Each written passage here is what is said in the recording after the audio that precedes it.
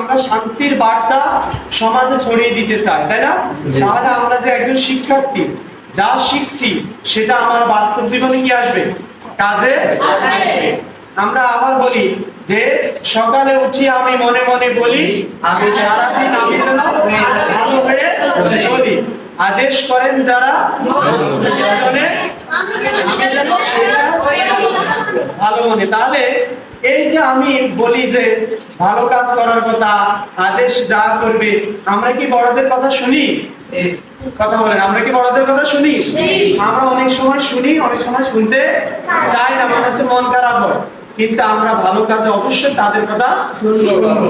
ঠিক আছে, আমরা শুনছি না কোরআন কি বলে যে ওমান আহসানু কওলাম মিম্মান দাআ ইলাল্লাহি ওয়া আমিলা সালিহান ওয়া ক্বালা ইন্নানি মিনাল মুসলিমিন, যে তার কথা চাইতে কার কথা উত্তম